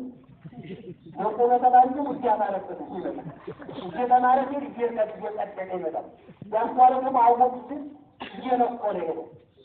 እነሱ በአንዱ አስኳላ ስለሆኑ አይምሮ እየነቆረ እየጨነቁ ደርሶ መረረኝ ደርሶ ደበረኝ ጭንቀት የተሞላበት ሊሆን ይሄዳል ማለት ነው። እና አንድ ቆሎ ተማሪ ሲማር ዱባ ያደርጋል። ዱባ ታውቃላችሁ? እና ዱባ አስሩ ያችን ዱባ ሌት ተቀን ያጠጣታል። ሌት ተቀን አሁን ሰውዬው የዋህነት ነው። በእውነት አንዳንድ ጊዜ የዋህነት ጥሩ ነው ወገኖች። የዋህነት ስለጠፋ ነው ዛሬ ሰው አልዋደዳለ እግዚአብሔር ረድኤትን ይነሳል። የዋህነት ጠፍቶ ሲዋደድ ሰው በጥርጣሬ ስለሚዋደድ አባቶች እኮ በእውነት የዋህነታቸው ድሮ ካህናቱ እንደበዩ አጋጣሚ ዳዊት ደግሞ አለው እንቅልፍ ታጥቅ ያደርጋቸው የኪዳኑ ሰዓት አለፈባቸው። ሱሪ እስከምታጠቁማ ኪዳኑ የሚቀርብ የሚያደርግና ሱሪያቸውን በትከሻ ልታርጉ እየወጡ ቤተክርስቲያን መምጣት አይመጣደም ያቀዳለው ነው። አሁን ተሰናት ይቀደስ ምከያለው ኪዳኑ ሊጀምሩ ይፋይድ ያለው የቀድስ ያሉ ሱሪያቸውን መጣጠቅ የዋህነት ዘመኑ በቃ ያ የድልነት የዋህነቱ የመልካሙ ዘመን አለፈ። ዛሬ ክፋት ነገር የሚያነሳ የሚጥል ትውልድ ተፈጠሩና እግዚአብሔር ይመስገን። ያ ነበር ቅናታቸው፣ ያ ቅንነት ነበር። እና ቅን የዋህ የሆነ ዱባይቱን እየተቀን እያጠጣ አደገች ደስ ስለዋለ ሲገንታቸው ሀሳብ ጋር እንግዲህ ህጻናት ያለ ህጻናት በቃ የገጠር ሰዎች ብር ናቸው። ታብሶ በግቢ ጠብቅ ተፈጠቂ አያቷቸው ምን መሰረት ውስጣቸው ያንተ ጉድም ማለት ነው። አያለ ያችን አያዋላ ደግሞ የነጭ ትንሽ ጨምር ይወጣል። አያዋላ የቀይ ትንሽ ጨምር ይወጣል። ምን ለወጥ ነው እነዚያ ግንገሮች ቅጠል እየቆረጠ እንደልባቸው በቃ የእሱ ነው የሚንተባቸው። በአመቱ የትንሳኤ ቀን ብትተብላ ትበላለች።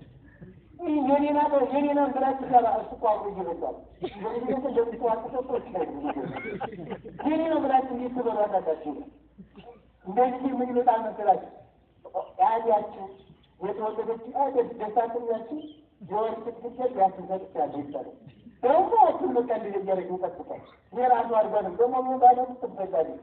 እንዲህ ያደርግ ነው ለፍርድ ካርድ የሚያስጠብቁ እንጂማ እሱ አይጠብቅም። እየተታወቀ ያስመጣል እየገደሉ እና ተመልከቱ ምን ተደረገ?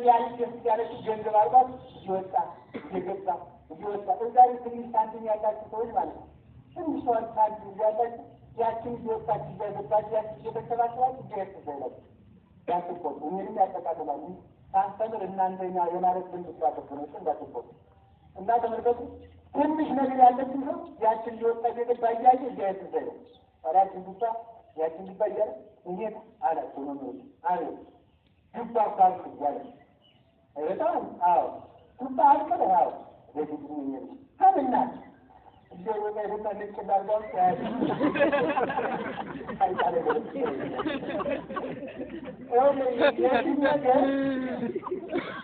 አዳማ መታየቷን ማፍራቷ አለማት ሳታ ስትነቀል አለማፍራቷ አልተገደደም። ያድስ ነገር አይጅሉ ያይላል እንጂ ያቆዩ ብዙም ደስ አይደረግ ብሎታቸው መስቀላቸውን አስታርመው ስለዚህ የዋህነት እግዚአብሔር በረከት አይሻል ምን መርቆለበት ሳይቆም እና ለአማሩ መስተከል ምን ጥቅማል? ውስጣችን ሰላም ስላጣ ፍሬ ስለሌለ ለያችን አብሮ ለያችን ለምድሩ ፍሬ ስላጣ ጭንቀት የተቀን የሚያስጠለጥል ማለት እና ምን ያክፎት ነገር እውነት ልንገራችሁ እንዳትጨነቁ ከፈለጋችሁ ህሊናችሁን በጎ ነገር ማሳቸው ዝም ብላችሁ መንግስተ ሰማያት ናቸው መጽሐፍ ቅዱስ ማመጣይትን ማገላለጥ አሁን ብዙ ሰው ኮርስ ይወስዳል፣ ትምህርት ቤት ይማራል፣ ጥቅስ ይጽፋል።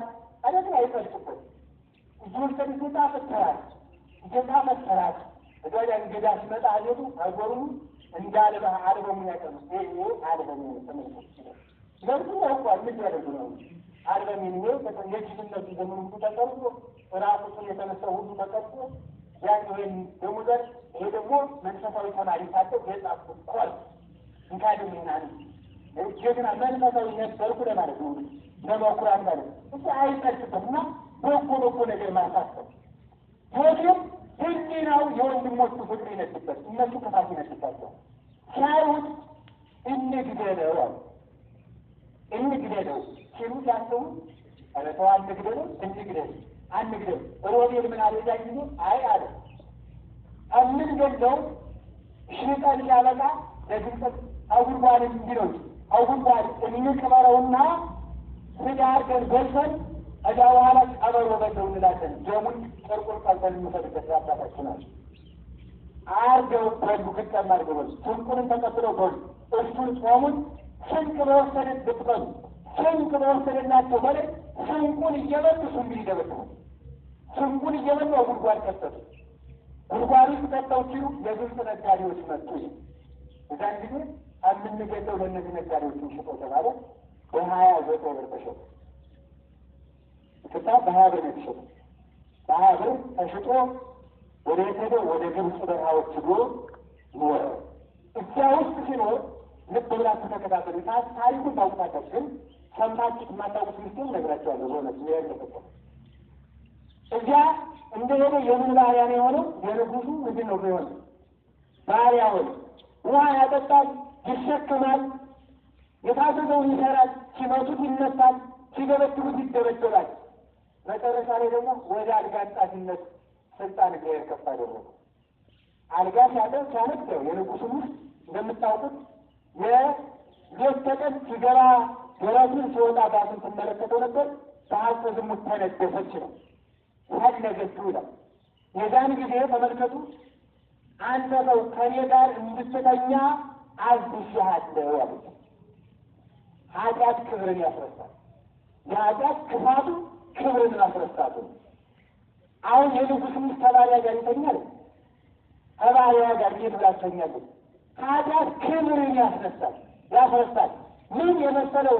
ዲያቆን አንዲት ደማዎች ጋር ያስተው ኃጢአት የሚያደርገው ድንግልናን ሲያስብ ተክሊልን አስረስቶ በተክሊል ይጋባል በተክሊል አገባብ እያለ ሲያስብ የኖረውን አንድ ቀን ያሁን ባስረስቶ ሰርጌ ያለ ግላን ይፈጸማል የልደት ነው ማገባ ደግሞ በተክሊል ነው እነ ዲያቆን እንትና ጊዜ ይሆናል ሲል የነበረውን ድንገት አስረስቶ አስቀንጥሮ በአንድ ቀን ፍተት ያችን ድንግልና ይሸልማል ኃጢአት ክብርን ያስረሳል ኃጢአት ክብርን ስለሚያስረሳል ለምሳሌ መነኮሳቱ ሌሊት በትጋት ሲያድሩ የእነንቶች የነመቃርስን ክብር ስለሚያገኙ ክብራቸውን አስረስቶ በእንቅልፍ ያስተኙ ዲያቆናቱ ቢተጉ የእስጢፋኖስን ክብር ስለሚያገኙበት በትዕቢት ይወጥራቸው ሴቶቹ በድንግልና ክንፍ ቢሞሸሩ አካሄዳቸውን ቢያሳምሩ በእውነቱ ወገኖች ድንገት ሳይሆን አካሄዱ ማመር ያለበት ዳዊት በዚህ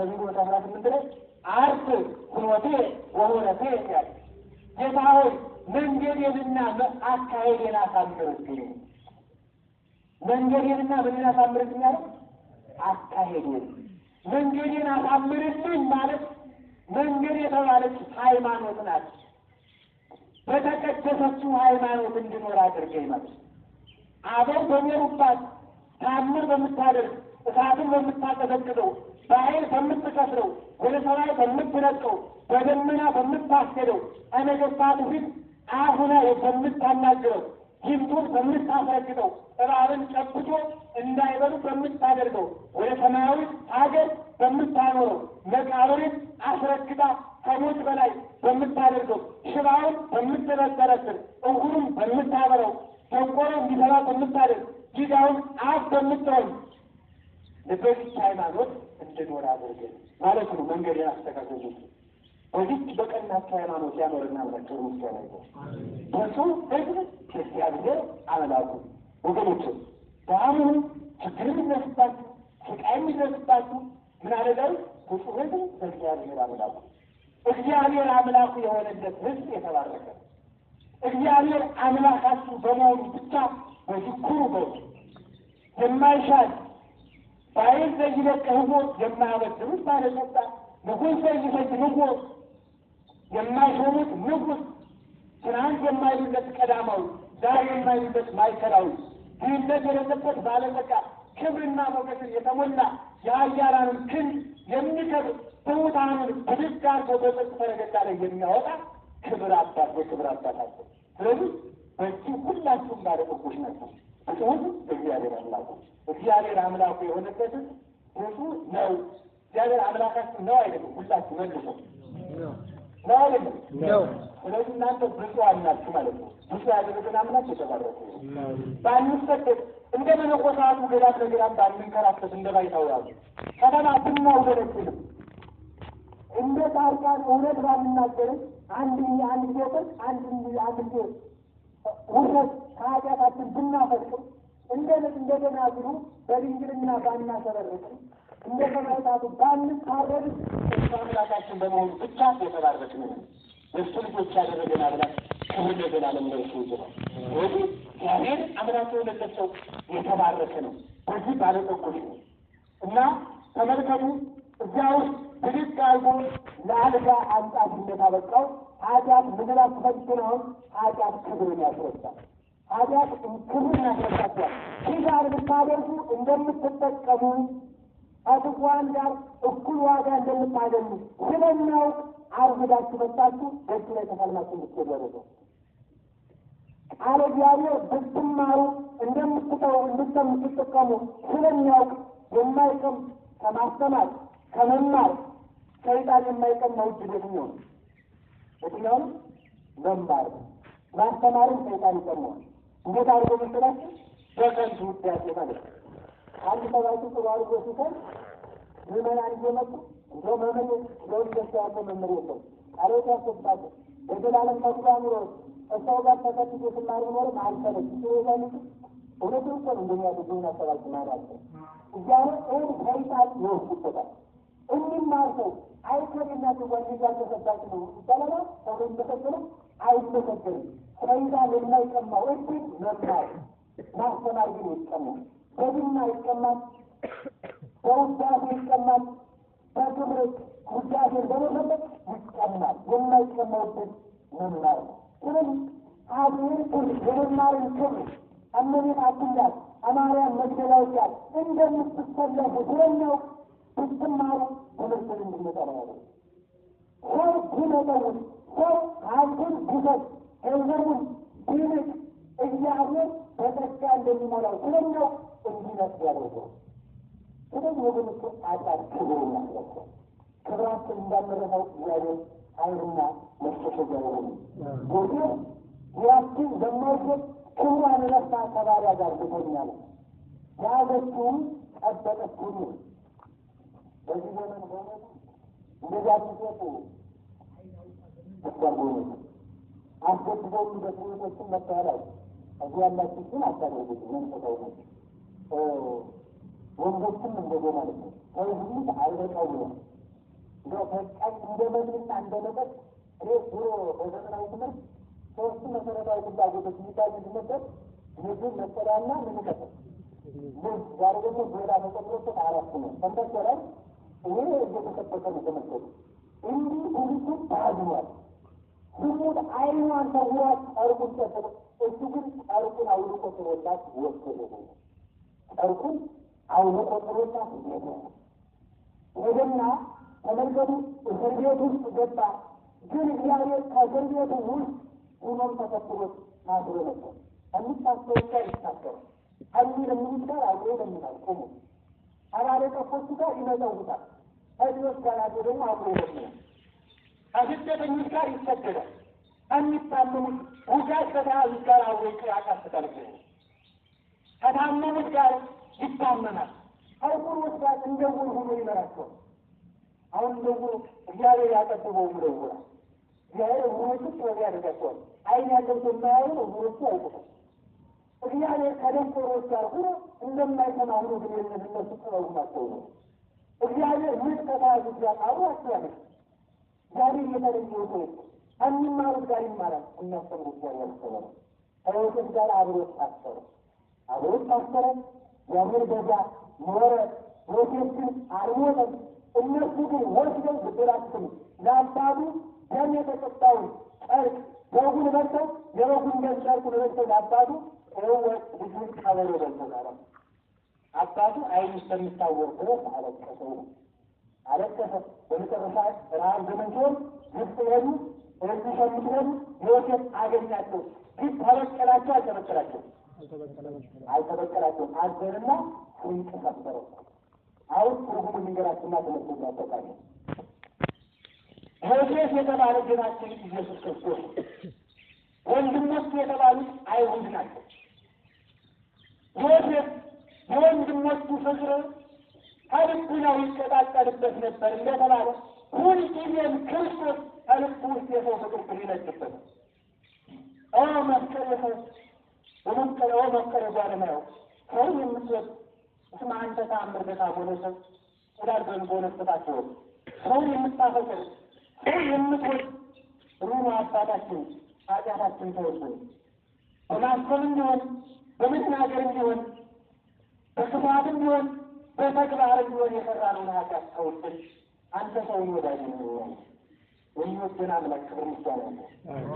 ማን እንዳንተ ቅዱስ፣ ማን እንዳንተ መሐሪ፣ ማን እንዳንተ አባት፣ ማን አንተ ይላል ቅዳሴ ነው። ወመኑ መሐሪ አምላክ ወቅዱስ ለሰማዕት፣ እንዳንተ ያለ መሐሪ እንዳንተ ያለ ቅዱስ ማን አለ? እሳት ስትሆን የማታቃጥለን፣ በረዶ ስትሆን የማትደበድበን፣ ንጉሥ ስትሆን የማትቆጣን፣ ገናና ስትሆን የማትሽረን፣ ባህር ስትሆን የማታፈጥመን፣ ሰይፍ ስትሆን የማትወጋን እንዳንተ ያለ ማን አለ? እንደ እግዚአብሔር ያለ ማን አለ? ልኩ ከሁሉ የሚለቅቅ ያለች እናቱ ብቻ ናት። እሱ በማንም እንደማይቆጣ በቤታቸው በማንም አትቆጣ። በኃጢአት የተፈጠረ ሁሉ መጥቶ እናት ስራ እሷን ዘርግታ ትቀበራል። ክርስቶስ ሕዝብ ይነግበታል። አይሁድ ግን እሱን የመግደል ሀሳብ ልቡናቸው ይጠላ ነበር። በጣም ጋር ነበር ብሎ እግዚአብሔር ከሁላችን ጋር። አይሁድ እሱን የመግደል ሀሳብ ይሰራባቸዋል። እሱ ደግሞ እነሱን የማዳን ፍቅር ይሰራበታል። መጨረሻ ላይ ስንቅ ይዞላቸው ሄዱ። ተደርገው ስንቅ ይዞላቸው በመሄድ ፈንታ እነሱ ግን ሀይሉ እንዲያድስ አሉት። ኢየሱስ ክርስቶስ የነፍስ ስል ስጋውና ደሙን ይዞ በመጣበት ፈንታ እነሱ ግን በመቃብር ቀበሩት። ስለዚህ የዮሴፍ ወንድሞች የተባሉት አይሁድ ናቸው። ወንድሞች የተባሉት በስጋ ስለተዘምራቸው ነው። ኢየሱስ ክርስቶስ ምን ያህል እንደወደደን ውድ ነው። ክርስቲያኖች ሰው ስለወደዳቸው አትቆሙም።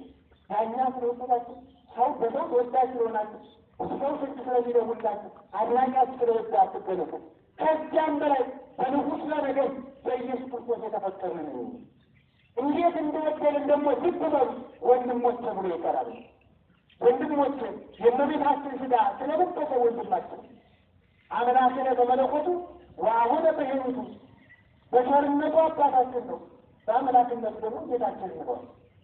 ስለ ቸርነቱ ብዛት ጌታችን ለማለት እንኳን የማንመጣውን ሳለን ስለ ቸርነቱ አባታችን ነው እንለዋለን። ስለ አምላክነቱ ደግሞ ጌታችን ነው እንለዋለን። ረንዱ እንድንጠራው የፈቀደልን አምላክ ለዘላለም የተመሰገነ ነው።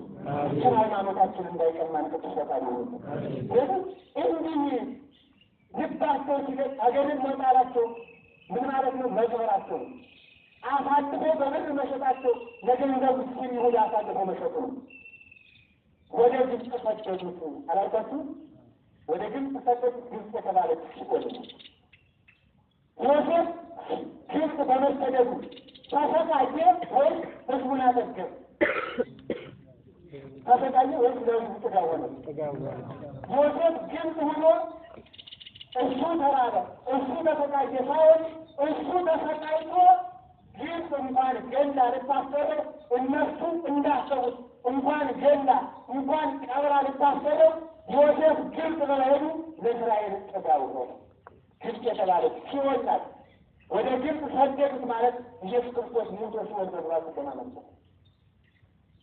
ዮሴፍ ሲኦል በመግባቱ ልትወል ዮሴፍ ሲወል በመግባቱ የእስራኤል ሕዝብ ጥጋበኛ እንደሆነ እህል እንደጠገበ ክርስቶስ ሙቶ ወደ ሲኦል በመውረዱ እኔና እናንተ በረከት እንደመግደል በቅተናል።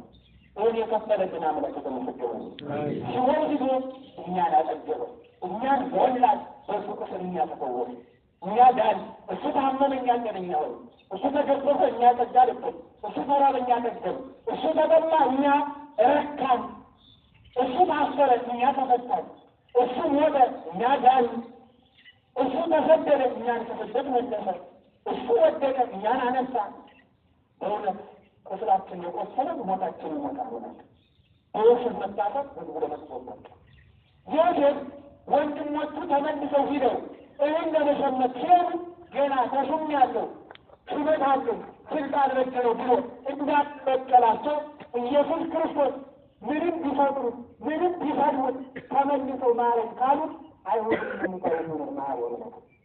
ስለዚህ ያልተቀየረ ዮሴፍ ማለት ይችል ልኩናችሁ የምትሰሙ ዮሴፍ ተቃልባይነት እግዚአብሔር ተወዳችሁ ነው። አባታችን ዮሴፍ በሌላ በኩል ጨርቁ ነው እንደሚነካ እሱ ነው እንደሚነካ ወንዳው ቅድም ትነግራችሁ አልሰማችሁም?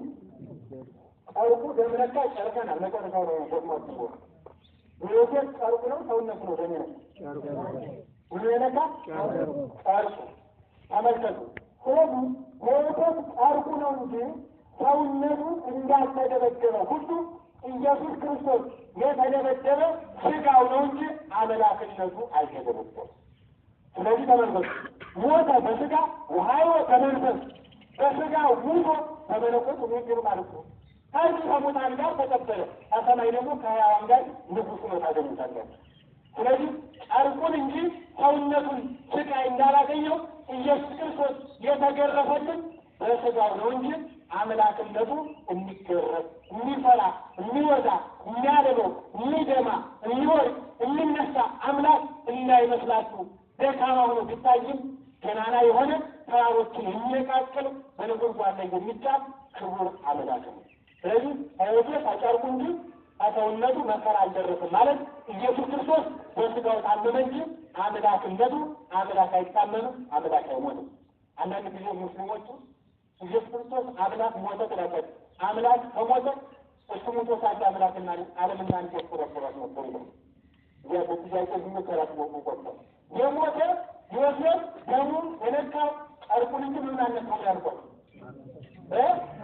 ስጋው ግን ጨርቁን ደም ስለነካው ሞተ ተብሎ ተቆጥሯል። እንደሞተ ቆጥሮት አልቆጠታል። ክርስቶስም በስጋው ስለታመነ ሞተ እያልን እናለቅስበታለን፣ በዕለተ ዓርብ እንተከፍታለን እንጂ በአምላክነቱ አልሞተም። እንዲያውም ሞትን እንደ ትቢያ ረግጦ ሞትን እንደ ትቢያ ዘርቶ ብናርጎ ድራሽን ያጠፋልን የክብር አምላክ ነው። በዚህ ያበቃን አምላክ በዘላለም ነው።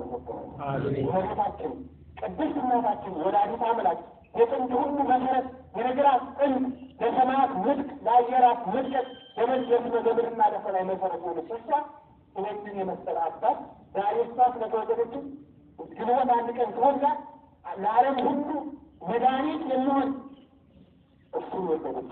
እሷን የሰጠን አምላክ ከሙስያ ነው። ያዕቆብ ራሔልን ከጉድጓድ ዳር አጥቶ እስራኤልን ከራብ የሚጠግን ልጅ ዮሴፍን እንደወለደ እመቤታችን ከጉድጓድ ዳር የገብርኤልን ብስራት ሰምታ ዓለሙን የሚመግብ ክርስቶስን ወልዳለች። እሷ የዓለሙን ሁሉ መሰረተ ሕይወት ማርያም ወጥንተ መድኃኒት ወእምቀድም የምንለው ለዚህ ነው ማለት ነው። የመድኃኒት ሁሉ መሰረት የመኖርና ያለመኖራችን ጉዳይ በእመቤታችን የተጠቀ ሁላችንም እመቤታችን የተቀደም ወገኖች የሰይጣን ምንጫሉ ነው። እሷ ተቀደም እሷ ፈልቀን እሷ ያቆመችን መሬቱ እሷ ወለደችን። ራሔል ዮሴፍን ለእስራኤል ራብ እንደወለደችላቸው እመቤታችን ለዓረቡ ራብ እሱን ወለደችን። ዮሴፍ በሌላ በኩል ተመልከቱ፣ የምን ምሳሌ ነው መሰላችሁ? አላችሁ ያርገውላችሁ። ዮሴፍ የሰማዕታት ምሳሌ ነው። ያቺ ከኔ ጋር ተኛ እያለች ስትለምን የነበረችው ሴት የዓለም ምሳሌ ነው። ልቦላችሁ ያቺ ሴቲቱ የንጉሥ ሚስት የዚች ዓለም ምሳሌ ናት። ዮሴፍ የምን ምሳሌ ነው? የሰማዕታትና የመናኞች የመናንያን የመነኮሳት የገዳማውያን ምሳሌ ነው። ያች ሴት በሽቶዋ በመልኳ ዓይኗን እየተኳለች ሰውነቷን እየተወለወለች ሽቱ እየተረበረበች አልጋ ላይ እየተነሳች እየተቀመጠች ጨርቋን እየገለጠች አብረኝ ተኛ እያለች ታባብለው እንደነበረ ይቻለን በብዙ ብልጭልጫ እያማለለች ዓለምን አስተማጨርሰዋል። ዮሴፍ ግን አልገባላትም። ጨርቁን አስቀንጥሮ ጥሎላት ሄደ ማለት ሰማዕታቱ ገንዘባቸውን እየናቁት ወደ በረሃና ወደ እሳቱ መግባታቸው ጨርቁን ጥሎላቸው ጨርቃቸውን ጥለው ሄዱ የተባሉት ሰማዕታቱ ቅዱስ ጊዮርጊስ የእናት አባቱን ሀብት ሁሉ በድወስ ዘርቶ እሱ ወደ እሳቱ ገቡ። እና አባ እንጦንስ በእውነት የአንድ ሰው ልጅ የአንድ ባለጸጋ ልጅ ሆኖ አባ እንጦንስ አንዲት እህት ነበረቻቸው። የሀብታም ልጅ ናቸው። በ7 ዓመታቸው ብሉይ ኪዳንና ሐዲስ ኪዳን ተምረው ጨርሷል። የመነኮሳት መጀመሪያ የሆኑት አባ እንጦንስ እኛ አርጅተን ወገባችን ልጆች እያል አንድ ቤተክርስቲያን ትምህርት ነው ወዲህ ጊዜ መደንቆር ነው ተመልኮ 7 ዓመት ላይ ጨርሶ አባ እንጦንስ ይገርማችኋል። እናት አባቱ ሲሞቱበት ሀብት ንብረቱን ወርሶ ይቀመጣል። ቤተክርስቲያን አንድ ቀን ሄዶ ቃለ እግዚአብሔር ሲሰማ ሰው ዓለም እንዲያደርግ ነፍሱ ከጎደለች የሚጠቅመዋል የሚለው ወንጌል ሲነበብ እዚህ በኋላ እውነት ነው አለና ይገርማችኋል። ሀብቱን ንብረቱን ሽጦ ጨርሶ ለጆ ሰጥቶ እህቱን ወስዶ ተገናግራን ገዳም አስጠግቶ ዓለምን ጥሎት ራሱን ባዶቹ ሁሉ እግር በረሃ ተቀምጦ እነዚያ አካል ልጆች ቅጠል እየቆረጡ ብላ ነበሩ። ስለዚህ ጨርቁን ጥሎና ከፍ ማለት የዓለም ጣጣዋል ሳንቲሟን ንብረቷን አስቀንጥረው እንደ ሁሉ ጥለው የሚመኑትና መከራ የሚቀበሉት የሰማዕታት የመነኮሳት ምሳሌ እና ወገኖች በጤና እንድትኖሩ ጤነኛ ክርስቲያን እንድኖር ከፈለግ ገንዘብን መናቅ ይቆጠጥ ነው። ሹመትን መናቅ፣ ገንዘብን መናቅ፣ ዓለምን ከመጉድፋ መናቅ፣ በመብል በመጠጥ በልብስና በስልጣንና በገንዘብ ከዚች ዓለም አሮን ዕቃ እንዳንዘበት እየተጠነቀቁ ነው። ዮሴፍ ያንን የመሰለ አልጋ አንጥፋለን ከቤተ መንግስት አልጋ ለመተኛት ማን ያን ትቶ ሊወጣ ይችላል? ዛሬ ከየዛፉ ስር ዝሙት ተረጀዋል። ሰው አይደለም አልጋ ሂዶ አይደለም ከቤተ መንግስት አልጋ ከቀርቶ ይቅርና በየሜዳው ክሩን ጥሎ በጣም የሚያሳዝን የዛሬው ወር አካባቢ ወይም ቤተክርስቲያኑ አካባቢ ቁም የተሳለሙ ሲወጣ በአሁኑ ሰዓት ልክ በአሁኑ ሰዓት 1 ሰዓት አካባቢ ሰርክ ሲያበቃ ነው ሲወጣ በር ላይ ያየሁት ነገር በወሬ ቤተክርስቲያኑ በር ብነግራቸው አይጠቅማቸው ሰው የተማረሰበት ለውሩ ምግቡ እንደ አህያና እንደ ከብት መንገድ እየተሳሳቡ ነው እንጂ ሰው እንዳደረ ብቻው ያሳዝናቸው ነው። ስለዚህ ያንቺ የሽጡ መጣፈት ያንቺ አልጋ ምትወት ኑሮ አይደለም ኑሮ እግዚአብሔር ነው ብሎ አልጋውን ጥሎላት ወጣ። በዚህ ነው ቅዱስ ጳውሎስ በእኛ ሀገር የሰማው እኛ የሰማይ ሀገር እንጂ የምድር ሀገር የለንም። የሰማይ ሽቶ እንጂ የምድር ሽቶ የለንም። የሰማይ እንጂ የምድር የለንም።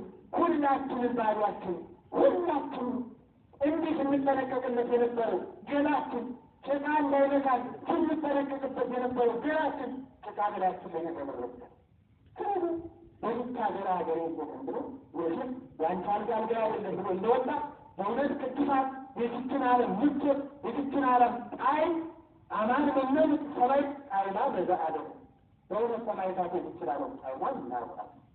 ዮሴፍ የአልጋውን ምቾት የሴት ውበት ንቆ እንደወጣ ቅዱሳን የዚችን ዓለም ውበት ንቀው ወጡ። አንዳንዶቻቸው በፈተን ተንበርክከው በፈንተው ሚባል መውጣት አጣቱ ነው። እንዲህ ያለኝ ይጎድላል ጫት ዜቃለ እንዲህ ያለኝ ይጎድላል ጌታ ሆይ አውጣኝ እንጂ አንመጣለን ተፈቅቶ እና ወገኖቹ አገር መስላችሁ አሜሪካንን ጃፓንን ምናምን ከዚህ ወቅት ስራ በዚህ ሊውጣ በዚህ ሊውጣ እያላችሁ ስለ ገንዘብ የጠቅን እያሰባችሁ ሰላማችሁን አትጡ። በቃ እያላችሁ ባላችሁ ገንዘብ ሰላም ነው ያለው። በዚህ ነው ቅዱስ ጳውሎስ በቃ እያሉ መኖር ትልቅ ባለጠግነት ነው። አንደኛ ጢሞቴዎስ ምዕራፍ 6 በቃ እያሉ መኖር ትልቅ ሀብት ነው። ያላችሁን ነገር በቃ ይዘው በቃ ይታገር ይቺ ዘመን ይቺ ቦታ ይቺ ያሸበረቀች ምድረትን ግን ውስጧ የተበላሸች ይቺ ሚዛዊ ቢሆን ሀገራችን አይደለችም። ሰማይ ናት ሀገራችን። አገራችንን መብራት ነው። እሷ ለመጠጋት ያውቃል። የዚህ ሀገር የለም እችን ሀገር ንቀን በሰማይ ሀገር እንድንገባ ይወርዳል። ባስተማረን የሰማይ አምላክ የተመሰገነ ይሁን። ሁላችንም እዚች ተሰብስበን እንዳመሸን ሁላችሁም ድንጋይ እየቆረቆራችሁ በዚህ እየመታችሁ ተሰይጥራችሁ እንዳመሻችሁ ጌታ መድኃኒዓለም ሳይነጥር ሁላችን በመንግስተ ሰማያት ቦታው ይሰብስበን። እግዚአብሔር በሌላ ቤት ድንግል በመንግስተ ሰማያት ይቆየን። እግዚአብሔር ቅድም በመለካችን ፍቅር ዛላችሁ ሰላም ነው።